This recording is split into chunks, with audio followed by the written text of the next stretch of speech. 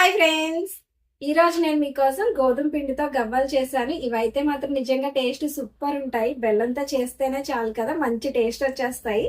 అందులోను గోధుమ పిండితోనేమో హెల్త్ కి చాలా మంచిది. మీరైతే అస్సలు మిస్ అవ్వకండి, వెంటనే ట్రై చేయండి. వీడియో చూసిన వెంటనే ఈ గోధుమ పిండి గవ్వలు అయితే మాత్రం నిజంగా మంచి క్రిస్పీగా భలే ఉన్నాయి. అసలు గోధుమ పిండితో చేసాం కదా అని క్రిస్పీగా ఉండవు, మెత్తగా ఉంటాయి అని మాత్రం అస్సలు అనుకోకండి.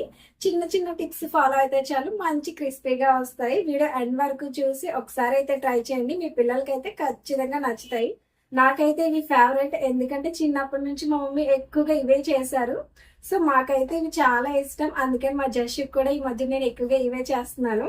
వీడియో ఎండ్ వరకు చూసి నేను చెప్పిన టిప్స్ అన్ని ఫాలో అయ్యి ఒక్కసారి ట్రై చేయండి. టేస్ట్ అయితే చాలా బాగుంటుంది. నేను చెప్తున్నాను కదా, మీకైతే ఖచ్చితంగా నచ్చుతుంది. ప్లీజ్ ఒకసారి ట్రై చేయండి. నా వీడియో నచ్చితే మాత్రం ఒక లైక్ కొట్టడం మాత్రం మర్చిపోకండి ప్లీజ్. ఇంకా లేట్ చేయకుండా గోధుమ పిండి కావాలి ఎలా చేయాలో చూపించేస్తాను, వచ్చేయండి. ఫస్ట్ గోధుమ పిండిని తీసుకొని ఈ విధంగా జల్లించుకోవాలి. నేనైతే 2 కప్పులు గోధుమ పిండిని తీసుకున్నాను. మొత్తం అంతా ఒకేసారి జల్లించుకోవడం కుదరదు కదా, అంటే జల్లించుకునేది చిన్నది కదా, అందుకని ఫస్ట్ 1 కప్పు తీసుకొని జల్లించుకున్న తర్వాత 2వ కప్పు తీసుకొని జల్లించుకున్నాను. చూసారు కదా, డస్ట్ అయితే కన్ఫర్మ్ గా వస్తుంది. తర్వాత 1/2 కప్పు గోధుమ రవ్వ వేసుకోవాలి. అంటే మనం ఉప్మా చేసుకునే రవ్వ ఉంటుంది కదా, ఉప్మా రవ్వ, అది 1/2 కప్పు వేసుకోవాలి. తర్వాత 1/2 table spoon baking soda, 1/2 table spoon salt వేసుకొని వీటన్నింటినీ కూడా బాగా మిక్స్ అయ్యేలాగా కలుపుకోవాలి. తర్వాత దీంట్లోకి 2 టేబుల్ స్పూన్ కాచిన నెయ్యిని వేసుకోండి. నెయ్యి మాత్రం కొంచెం గోరువెచ్చగా ఉండేలా చూసుకోండి. నెయ్యి ఇష్టం లేకపోతే కనుక బటర్ కానీ ఆయిల్ కానీ యూస్ చేయండి. మీకు కావాలి అనుకుంటే డాల్డాని కూడా వేసుకోవచ్చు. బట్ ఏం వేసినా కూడా కొంచెం గోరువెచ్చగా ఉండేలా చూసుకోండి. అప్పుడే మనకి గవ్వలు అనేవి మంచి క్రిస్పీగా వస్తాయి.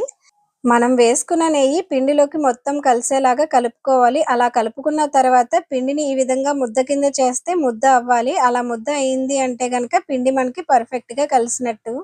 తర్వాత మనం కొద్దిగా వాటర్ యాడ్ చేసుకుంటూ మనం చపాతీ పిండిని ఏ విధంగా అయితే కలుపుకుంటామో ఈ పిండి మొత్తం ఆ విధంగా కలుపుకొని ఒక ముద్ద కింద చేసుకోవాలి. పిండి మనకి మరీ పలచగా ఉండకూడదు, అలానే గట్టిగా కూడా ఉండకూడదు. ఎగ్జాక్ట్ గా ఈ విధంగా ఉంటే సరిపోతుంది. చూసారు కదా, ఈ విధంగా ఉంటే మనకి గవ్వల షేప్ అనేది పర్ఫెక్ట్ గా వస్తుంది. ఇప్పుడు ఈ పిండి ముద్దని మనం ఒక 1/2 అవర్ అయితే మూత పెట్టి పక్కన పెట్టుకోవాలి.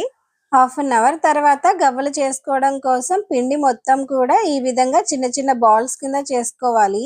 మనం ముందే మొత్తం అంతా పిండిని ఈ విధంగా బాల్స్ కింద చేసుకున్నాము అంటే గవ్వలు మనం ఫాస్ట్ గా చేసేసుకోవచ్చు.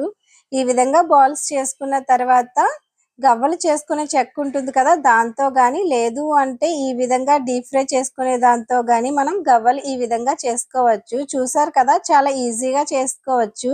దీనికోసమే నేను గవ్వలు చేసుకోవడం కోసం పిండిని నేను ముందే బాల్స్ కింద రెడీగా పెట్టుకున్నాను. అప్పుడు తక్కువ టైంలో ఎక్కువ గవ్వలు రెడీ చేసుకోవచ్చు. చూసారు కదా, గవ్వలు రెడీ అయిపోయినాయి కదా. ఇప్పుడు డీప్ ఫ్రై కోసం ఆయిల్ పెట్టుకొని ఆయిల్ హీట్ అయిన తర్వాత గవ్వలన్నీ కూడా అందులో వేసుకొని మీడియం ఫ్లేమ్ లో లైట్ గోల్డెన్ కలర్ వచ్చే వరకు ఫ్రై చేసుకోవాలి. మీరు గవ్వలు తయారు చేసినప్పుడు చిన్న సైజ్ చేసుకోండి, అప్పుడు కొంచెం క్రిస్పీగా ఉంటాయి. అవే పెద్ద సైజ్ చేశారు అంటే లోపల మెత్తగా ఉండి సరిగ్గా ఉడకదు. గోధుమ పిండితో గవ్వలు చేసాము అంటే కొంచెం ఫ్రై అవడానికి టైం పడుతుంది. అదే మైదా పిండితో చేస్తే కొంచెం ఫాస్ట్ గా ఫ్రై అయిపోతాయి. గవ్వలు కరెక్ట్ గా ఫ్రై అయినాయి కదా, నేను ఇంకా ప్లేట్ లోకి తీసేసుకున్నాను. ఇదే విధంగా మొత్తం గవ్వలన్నీ కూడా ఫ్రై చేసుకొని పక్కన పెట్టుకోవాలి. ఇప్పుడు వేరొక పాన్ లో 1 కప్పు బెల్లం, కొద్దిగా వాటర్ వేసుకొని పాకం రెడీ చేసుకోవాలి. మనం 2 కప్పులు గోధుమ పిండితో గవ్వలు చేసుకున్నాం కదా, 1 కప్పు బెల్లం పాకం చేసుకున్నాము అంటే మనకి ఎగ్జాక్ట్ గా పాకం సరిపోతుంది.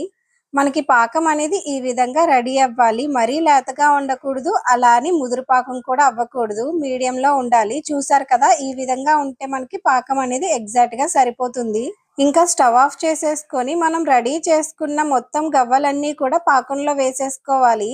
గవ్వలన్నింటికి కూడా పాకం పట్టేలాగా ఈ విధంగా మొత్తం కలుపుకుంటూనే ఉండాలి. మనకి ఇవి రెడీ అయిపోయినాయి కదా, ఇంకా వేరొక ప్లేట్ లోకి అయితే తీసేసుకోవాలి. ఈ ప్రాసెస్ మొత్తం కూడా చాలా ఫాస్ట్ గా చేయాలి. మనం పాకం అనేది కరెక్ట్ గా పెడితేనే మనకి గవ్వలు బాగా వస్తాయి. పాకం కరెక్ట్ గా లేకపోతే గవ్వలు మెత్తగా అయిపోతాయి.